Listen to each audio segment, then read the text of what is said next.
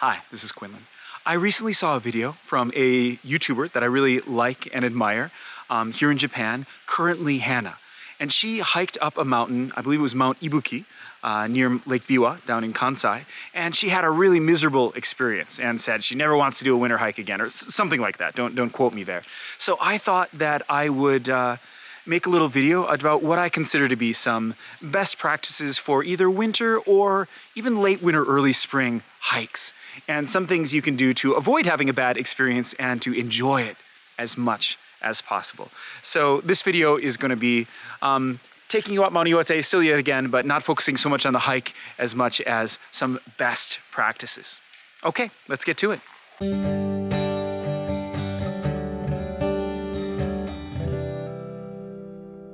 One best practice really quick is when you're hiking in Japan, they always have these little cards to fill out. So you put your emergency contact information, and you might think it's not necessary, but it's a good idea. And in case anything happens, it's good to have it down here. And also, I think it lets them know how many people are using the trails, which may help them decide to spend more money on trail maintenance or something like that. You never know. So filling this out. I also want to quick mention that in addition to filling out one of these cards, of course, you should be telling people that are close to you where you are, what you're hiking, and regularly update them. I recently bought this, which is a little strap-on thing for the front of my backpack so that I can easily get my drink out without struggling to reach around behind my back.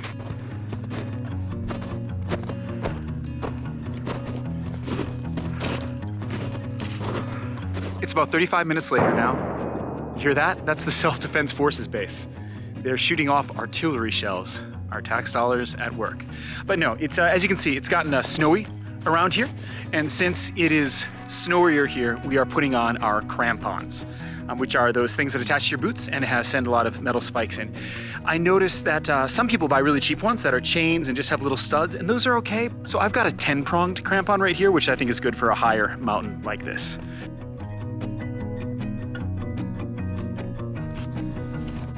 Just 2.5 kilometers in. It is a very steep ascent that is only made possible by my crampons and hiking stock. This would be too slippery otherwise. So we're up at the third station now. Because of the snow, it's really slow. It's been an hour, but this was a perfect time to reapply sunblock. That's something that I'm bad about. I forget a lot, but next piece of advice, remember to put the sunblock on again because you inevitably sweat it all off and it's like you didn't even put it on. So always reapply a few times. Probably gonna wanna reapply it probably 3 or 4 times today, to be totally honest. Alice has a hat and sunglasses like she should.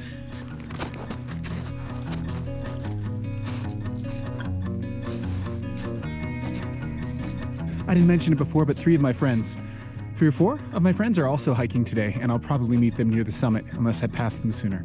Not the most fun part of the hike, but with the right equipment, it doesn't have to be totally miserable.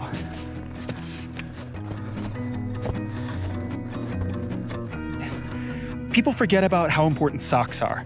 I have I think they're like somewhere between $30 and $40. I bought expensive wool socks meant for hiking winter mountains, and that was the best decision I've made in so long. It was one of the best purchases. It really, night and day. Buy expensive socks. Quote me on that. It's so worth it. This bit is quite steep. Still. Right now we're around what's called the 5th station, which is, I guess, roughly halfway up in a ways, though I think we're more than halfway up, really. It's really steep. This is the hardest part and the part that is most miserable by most people's standards. But if you're warm enough, have nice boots, have the crampons, have your ski poles, it's really not that bad. Just take one step at a time, take a lot of drinks of water, have your water handy, and you can do it.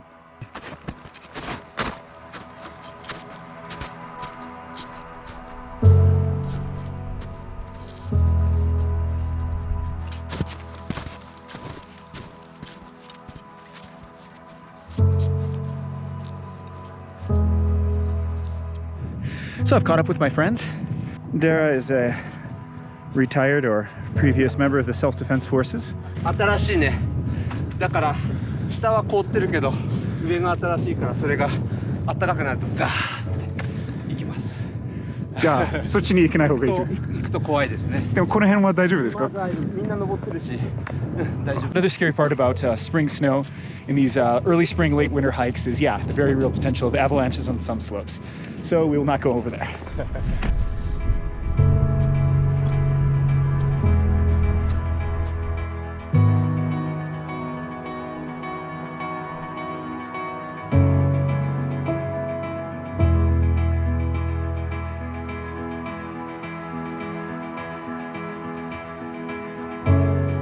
Taking it really slowly today.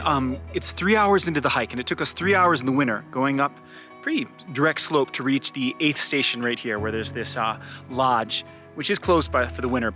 And we're taking a break and having a snack. Another thing that is really important in any hike, especially winter hiking, is keeping your blood sugar up, really. So not only drinking, regularly, maybe an energy drink, like in Japan you get these things called Pocari Sweat or Aquarius, but also having a snack pocket. We can get some trail mix, some gorp, something that's like nuts and chocolates or something, and just regularly, not having a big meal, but regularly taking in little bits of calories, I find really helps me. Let me say that I'm not a professional, but just an enthusiast. So these are tips that I find to be really helpful, but don't listen to me necessarily.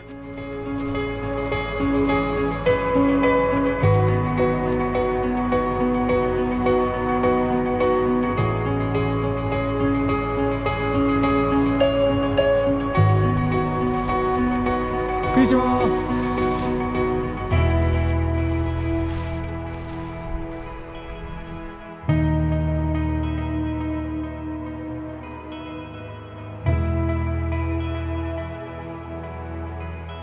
And nothing but the summit ahead. I love this volcano so much.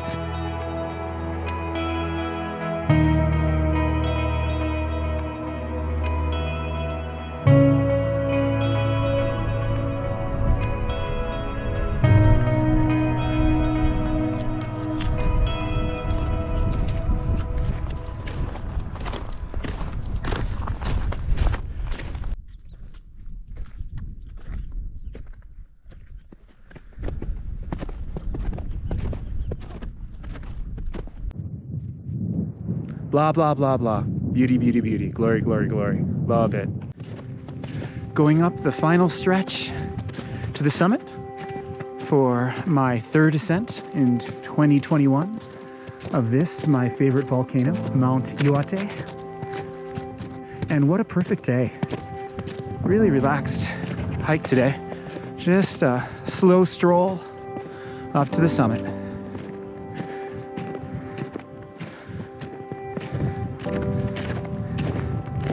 Not even that windy up here.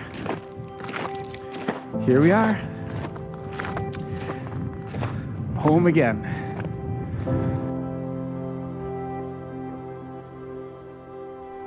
Today was a really leisurely hike actually to get up to the summit, and here at 2,038 meters, it's still not that cold. I mean, if you stand still, you start feeling cold, but it's probably about -2 Celsius, maybe.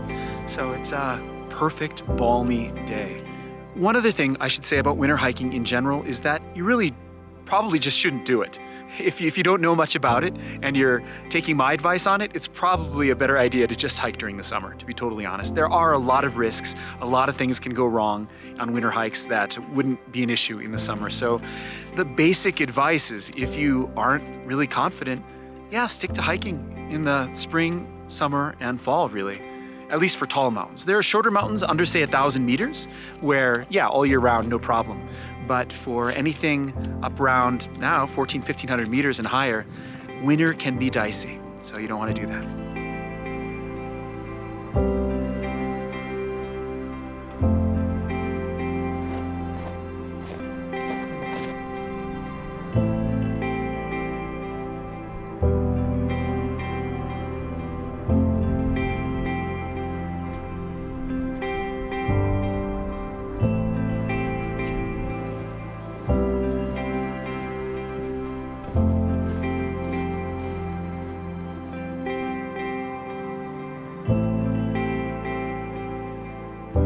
Can you see that?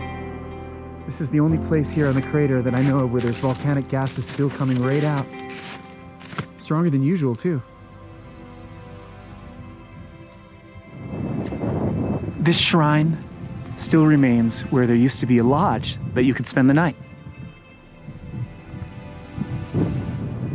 Look at this interesting textured ice.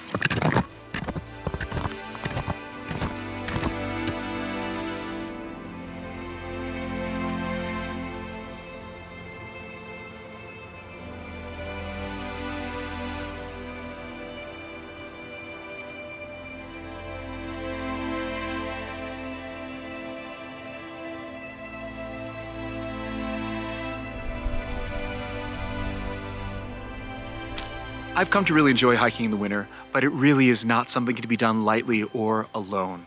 It'd be best to take an experienced winter hiker with you, or rather have them take you along on a hike and learn from them and to never go alone. That said, I love hiking up in the snow. It's a lot more exercise, but it is so beautiful and rewarding. Today was my 3rd summit of Mount Iwate in the calendar year of 2021. Last year, I did it 15 times, and I'm shooting for 20 times this year. We'll see how that goes. If you use Instagram, I'm Quinlan on Instagram and GoNorthJ on Twitter. I hope some of these tips have been useful to you. Thank you so much for watching, and I'll see you on the trails.